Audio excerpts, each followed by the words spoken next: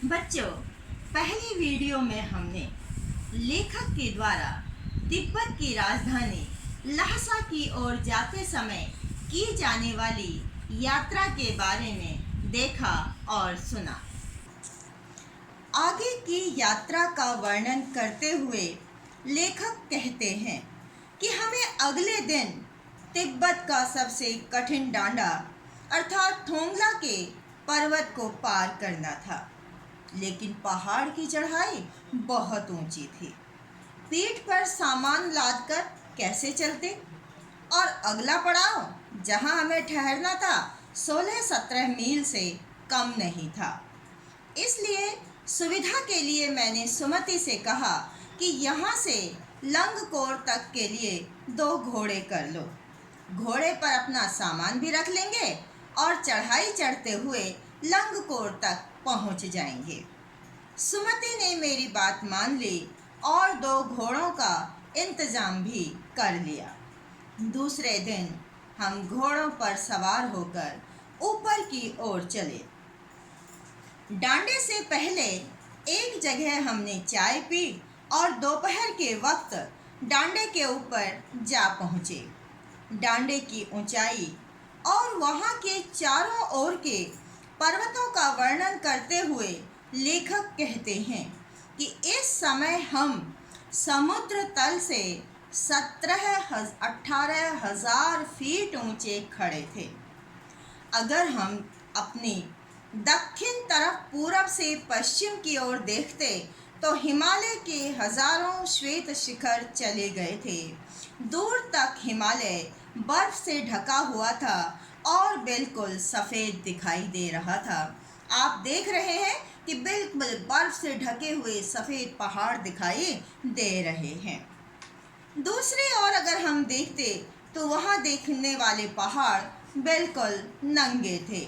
न वहाँ बर्फ़ की सफ़ेदी थी, न किसी तरह की हरियाली। आप ऊपर के पहाड़ देख रहे हैं कि यहाँ हरियाली भी नहीं है, बर्फ़ भी नहीं है, बिल्कुल साफ दिखाई दे रहे हैं। तीसरी फोटो में हम देखते हैं कि उत्तर की तरफ बहुत कम बर्फ़ वाली चोटियाँ दिखाई पड़ती थी, नहीं कहीं कहीं बर्फ़ दिखाई दे रही थी। तो इन तीनों ही चित्रों को देखकर आप अंदाज लगा सकते हैं और तिब्बतों के पहाड़ों के बारे में कि डांडे के चारों ओर के पर्वतों में कोई समानता नहीं है। कहीं बिल्कुल अलग अलग तरह के पर्वत दिखाई दे रहे हैं। तिब्बत के धार्मिक स्थल के बारे में बताते हुए लेखक कहते हैं कि यहाँ सर्वोच्च स्थान यानी सबसे ऊंचे स्थान पर डांडे के देवता का स्थान था। डांडा माने पर्वत, तो पर्वत का जो देवता था उसका स्थान था। उसे कैसे सजाया गया था?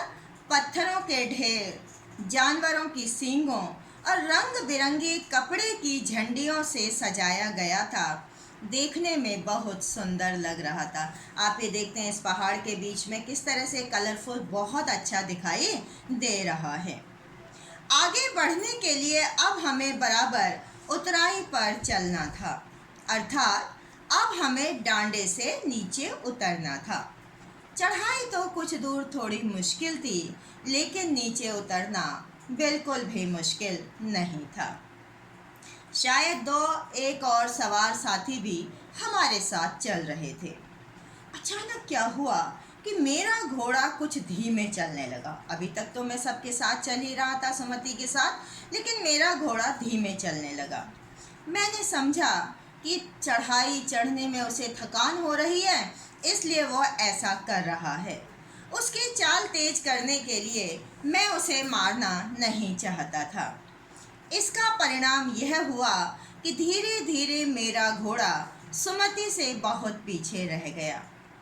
यहाँ लेखक ने हास्य का पुट डालते हुए कहा है कि डॉन क्विक्सोतो एक अरबी पात्र है जो भारत के एक मजाकिया पात्र शेख चिल्ली की तरह मशहूर है। आप सभी शेख चिल्ली के बारे में जानते हो कि बहुत सारी कहानियाँ। तो लेखक कहते हैं मैं भी उसी की तरह अपने घोड़े पर झूमता हुआ चला जा रहा था। घोड़ा इतना अधिक धीरे चल रहा था कि पता ही नहीं चलता था कि घोड़ा आगे जा रहा है या पीछे। अगर मैं तेज चलने के लिए उस पर जोर देने लगता तो वह और सुस्त पड़ जाता। चलते चलते एक जगह ऐसी आई जहाँ दो रास्ते फूट रहे थे।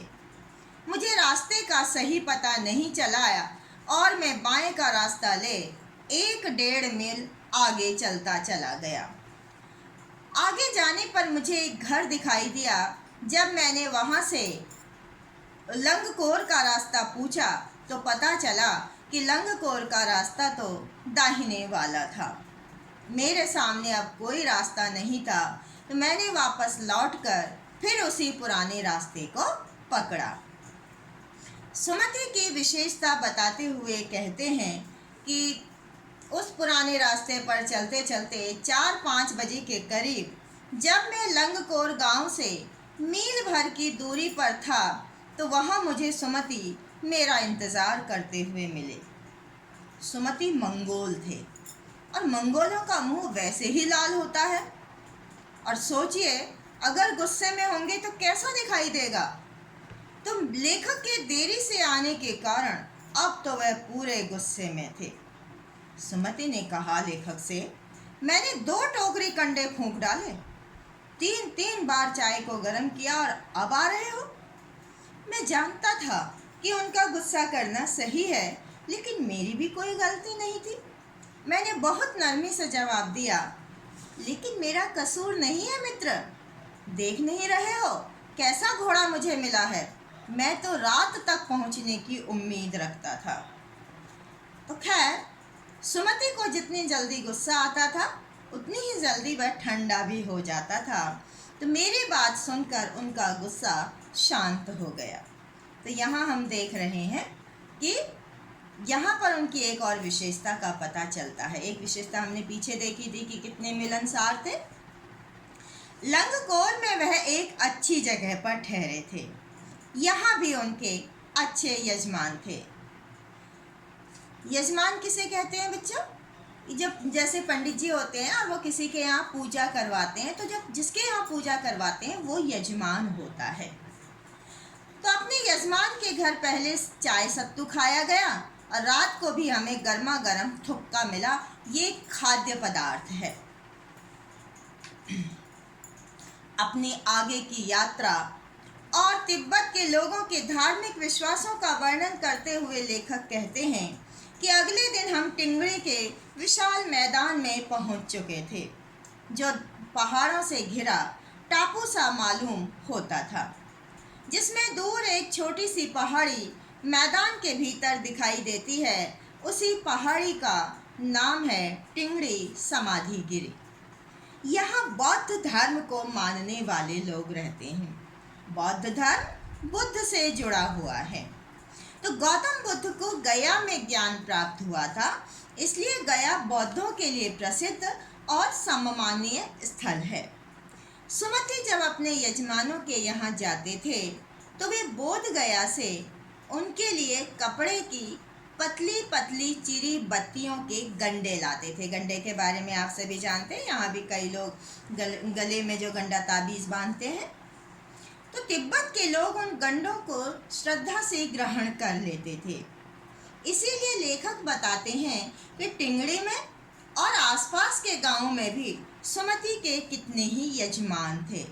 सुमति उन सबको बोध गया से लाए कपड़े की पतली पतली चिरी बत्तियों के गंडे देते थे। वे गंडे कभी खत्म नहीं हो सकते थे। क्यों नहीं खत्म हो सकते थे? क्योंकि यदि वे खत्म भी हो गए तो सुमति किसी भी कपड़े से बोध गया का गंडा बना लेते थे। उनके यजमान उन कपड़ों को गया का गंडा मानकर ही स्वीकार कर लेते थे। इससे सुमति को कुछ कमाई भी हो जाया करती थी। इसलिए अपनी कमाई करने के लिए सुमति अपने यजमानों के पास जाना चाहते थे। लेखक कहते हैं, मैंने अपने मन में सोचा, अगर ये अपने यजमानों के पास चले गए तो वहाँ यह हफ्ते भर का समय तो लगा ही देंगे, क्योंकि आसपास काफ़ी गांव थे, और मैं यहाँ अकेला रह जाऊँगा। मेरे पास इस समय काटने का कोई साधन भी नहीं था। तो मैंने उनसे कहा कि भाई जिस गांव में हम ठहरें उसमें भले ही तुम गंडे बांट दो, मगर आसपास के गांव में मत जाओ। इसके लिए मैं तुम्हें लहसा पहुंचकर रुपये दे दूंगा, यानी तुम्हारी जो कमाई होगी वो मैं दूंगा। सुमति ने स्वीकार कर लिया। दूसरे दिन हमने भरिया ढूंढने की कोशिश की। भरिया यानी जो सामान को उठाकर चलते हैं, जिससे कि भरिया हमारा सामान उठाकर चल सके, लेकिन हमें कोई भी नहीं मिला। अगर हम सुबह सवेरे ही अपने आगे की यात्रा पर चल दिए होते तो अच्छा था, लेकिन भरिया ढूंढने की कोशिश में अब 10-11 बजे की तेज धूप में चलना पड़ रहा था। यहाँ पर तिब्बत के मौसम का वर्णन करते हुए लेखक कहते हैं कि तिब्बत में धूप भी बहुत तेज पड़ती है, यानी ऐसा लगता है बहुत तेज हो रही है। हालांकि थोड़े से भी मोटे कपड़े से यदि आप सिर को ढक लेते हैं तो आपकी गर्मी खत्म हो जाती है। अगर आप 2 बजे सूरज की ओर मुंह करके चल रहे हैं, समझ रहे हैं कि सूरज की ओर मुंह करके, तो आपका माथा ऐसा लगता है जैसे धूप से जल रहा है, लेकिन पीछे का कंधा बर्फ की तरह ठंडा हो रहा होता है। यानी एक ही समय में गर्मी भी है और सर्दी भी। लेकिन हमें आगे की यात्रा तो करनी ही थी। भरिया हमें कोई मिला नहीं था, इसलिए हमने पीठ पर अपनी अपनी चीज़ें लादी, डंडा हाथ में लिया और चल पड़े। आप यहाँ पर ये 2 यात्री देख रहे हैं, तो इस तरह से ये अपने सिर को पूरा कवर करके चल रहे हैं।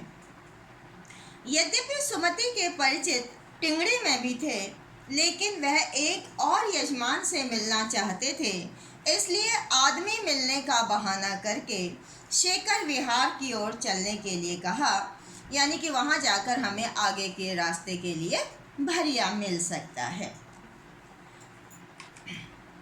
तिब्बत में बौद्ध भिक्षुओं को बहुत सम्मान प्राप्त है। तिब्बत में बौद्ध मत के धर्म के मानने वाले लोग रहते हैं, बौद्ध मत को मानने वाले लोग रहते हैं।